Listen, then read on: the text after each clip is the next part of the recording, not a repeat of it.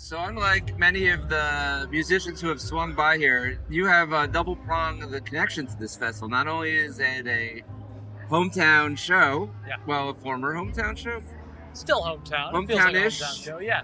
but your family has deep ties to the activism community in Kentucky. So let's just get into it. So your grandfather started the Kentucky chapter of the ACLU, right? Yeah, so my grandfather, Carl Wedekind, started the Kentucky chapter for the ACLU. It was his retirement. He's a lawyer. That was his passionate thing. He was particularly interested in anti-death penalty legislation and all the complicated stuff with that. But there's some other cool family connections. After he started that and built it, after he passed away, the ACLU did a dinner for him and brought Brian Stevenson from the Equal Justice Initiative. And this is before his TED Talk and before he blew up. And he gave a speech. And my younger sister was there and was so blown away by him that her path switched into, I'm going to law school, specializing in criminal justice reform. She also got her psychology doctorate and works with mental health and prison reform. And so there's a lot of in the family tradition and dialogue and understanding of how significant and important that those sorts of changes need to be and can be in different communities. On a grassroots level, what about criminal justice reform is what speaks to you? Because with that, it's such a broad topic, Yeah.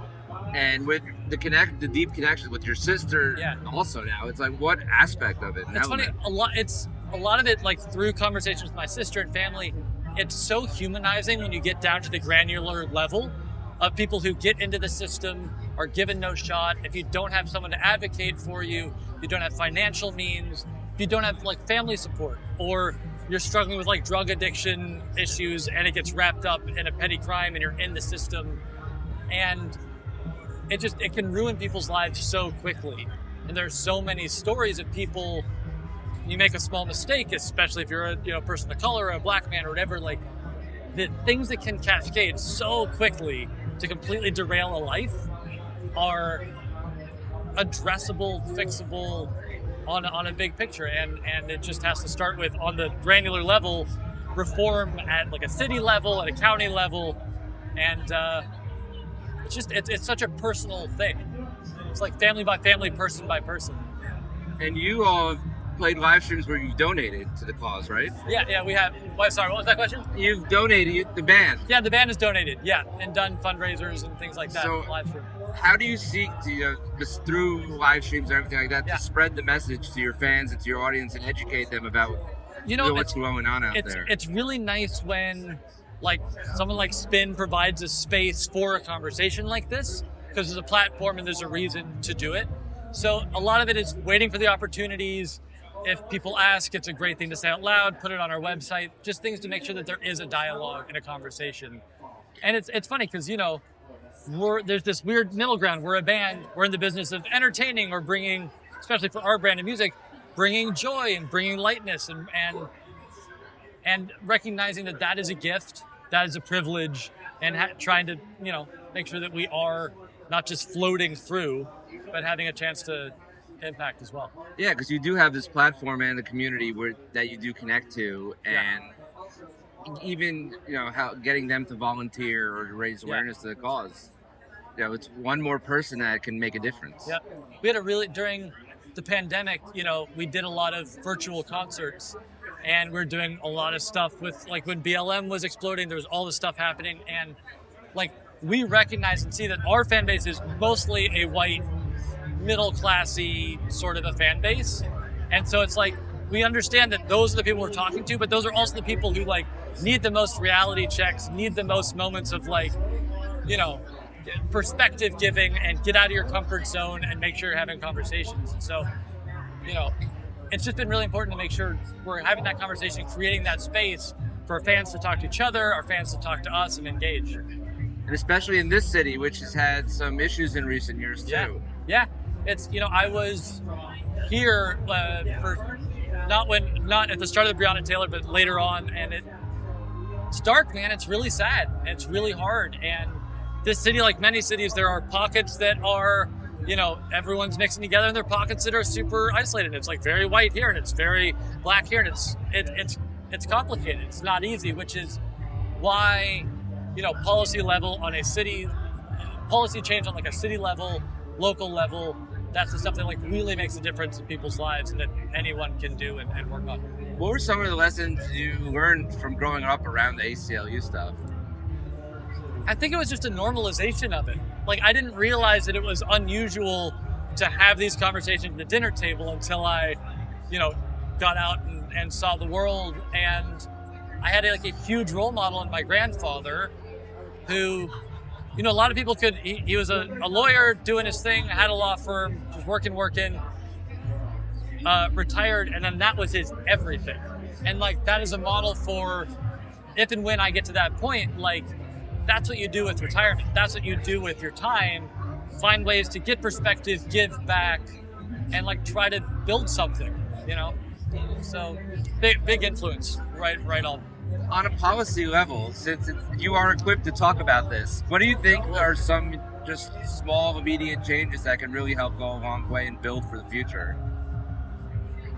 I think using mental health for people who have gotten into the system as a way to get them back into society, avoid going back in. I think that's a huge part of it. Addiction resources and mental health resources, and combining them together instead of just throwing somebody in jail or in prison and just getting them out of the picture. Working with people right away, giving people a chance. It just seems like, when it comes to funding, those are the first programs that are cut. Yeah, always. And what's ridiculous is those are the programs that make the biggest difference. Every time they make a difference.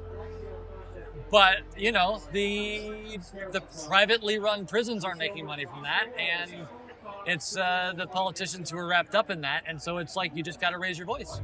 You got to speak. For sure. So what are some of the initiatives you guys, besides the donations from the live streams, that you guys have done to kind of further things? It's a really good question. I don't know if we have, aside from conversations. But conversations go a long way, though. Yeah. I'm trying to think. No, it's mostly just been conversations and donations and encouraging people, and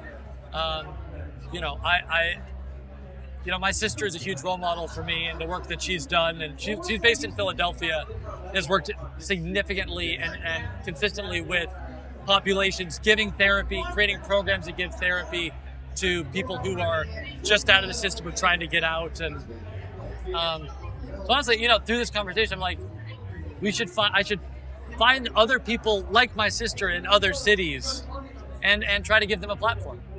It would be great. Because I'm sure you've heard about the injustices from her. Yeah. What has she experienced that you? She just sees these people who maybe they've been in jail for 6 months or 15 years, and she starts working with them, and things are completely, no one ever asked them how they're doing, what is their family situation, do you have a safe place to go when they get out? So these people are shut off from society, learn to live a life in a completely atypical, horrible way, and then are you're done now, go free, you've done your time, and have no tools, no education, no emotional regulation, and no community that is going to be, or little community, this is not across the board, but people that will help them make good decisions and just be there to support. And mental health programs provide that safety net when you get out of jail. So if you do need that, so you just go right back in, and it's a help. Well, it's think about anyone in life, they go through a transition, and when you go through a big transition, I don't know if you're anything from a death in the family to a loss of a relationship or a big move, those are huge impactful things, and everyone gets impacted by that. Now imagine that you're a young man, you make a mistake, you get put in jail, your whole life falls apart for 10 years, and they're okay, go back. We're not offering any help. What are you supposed to do? You're going to go right back to the people that you knew before because you don't know anyone else, and start doing the things that you knew before because you've not been taught anything else. So providing those resources, it's just such a no-brainer, and it's so insane, and it's such a human concept. Just help people. What are we in the business of helping people? We're in the business of like ruining lives and sweeping it under the rug. But that's exactly, I think, the crux of it is helping people and providing support to those who need it. And that's what I think what the crux of, outside of, making sure that everyone has a fair chance with criminal justice reform is help. I think is really what the root of the issue is. So like, I don't know, but my advice would be look into organizations in your community, that work with people who are just out of prison, work with mental health, and find ways to either volunteer or donate or contribute or just have conversations, because all of that is huge. It seems it's so easy, but just moving the needle on it, it's proven to be way harder. But it's organizations like ACLU, it's like your sister helping. It's like those are it's putting your money where your mouth is. Yeah, and finding a cause that you believe in and understanding what it's actually doing. Because there's so many people doing really amazing work, and it's just it gets lost in the noise of the world, and it's easy to forget about it. Cool. Well, thank you so much for swinging by. My pleasure. Is there anything else you want to share with everyone? No, just go do good. Be a good person. It makes you happy. That's it.